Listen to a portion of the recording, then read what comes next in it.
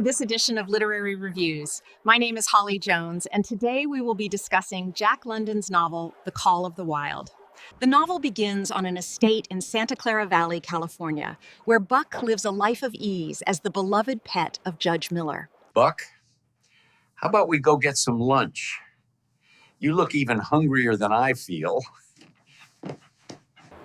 Following the discovery of gold in the Klondike, the demand for strong sled dogs skyrockets. Buck is kidnapped by Manuel, an undergardener, and sold into the brutal dog trade. Come on, Poochie. I know you like cheese. Good boy. His comfortable world is immediately replaced by violence and fear. During his transit north, he is taught the law of the club by a cruel man, a lesson that physical force is the supreme law.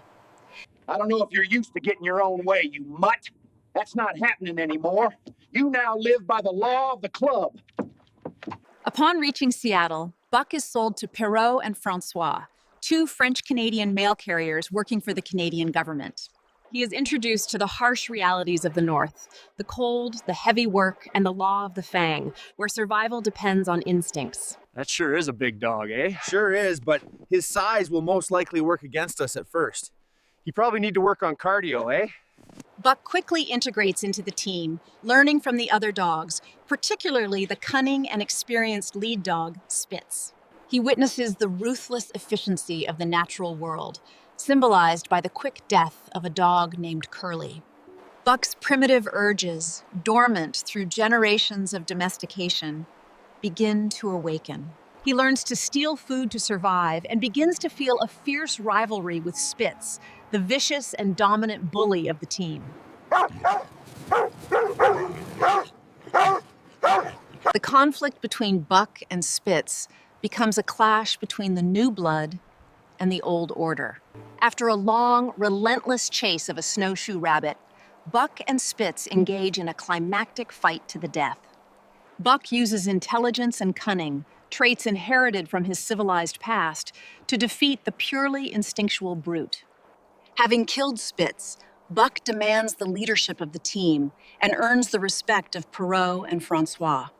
Under Buck's superior command, the team breaks speed records for the mail run. We were flying. Buck sure is a giver, eh? For sure. Time for a 2-4. Buck and the team are sold repeatedly, passing from the efficient hands of the mail service to a Scottish half-breed, and eventually into the inept, cruel ownership of Hal, Charles, and Mercedes, three inexperienced Americans venturing north for the gold rush. These masters overload the sled, mismanage the food, and brutally abuse the dogs. The animals become skeletal and exhausted, their wills broken by starvation and constant beatings. Why don't they move? What is the matter with them? I think they just need a little motivation. Hal's ignorance leads to a final, tragic moment near White River. Buck, recognizing that the spring ice is unsafe, refuses to move despite Hal's savage whipping. Just as Hal is about to kill him, a powerful prospector named John Thornton intervenes, cutting Buck free and saving his life. The inexperienced trio and the rest of the team fall through the thin ice and perish.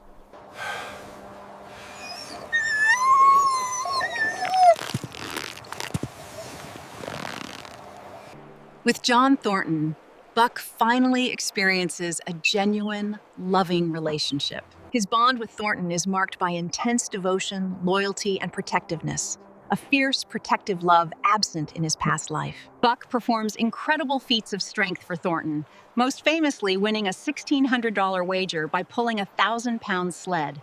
Good boy, Buck. Guess who's getting a caribou steak dinner tonight? Despite his deep affection for Thornton, the wilderness has already claimed most of Buck's heart. He begins to spend long stretches in the forest, answering an ancestral call heard in the howl of a timber wolf. He hunts his own prey, revels in his strength, and makes contact with a wild wolf that eventually leads him back to camp.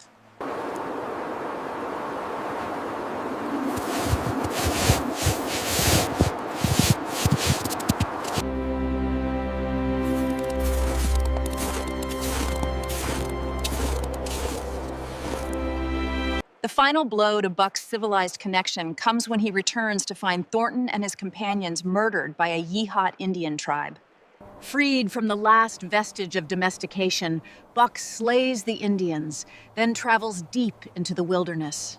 He joins a wolf pack and becomes a wild legend, the ghost dog of the valley, feared by the Yeehats. Though he answers the call of his ancient ancestors, he returns to Thornton's camp annually to mourn his only true master. Thank you for joining us with this edition of Literary Reviews.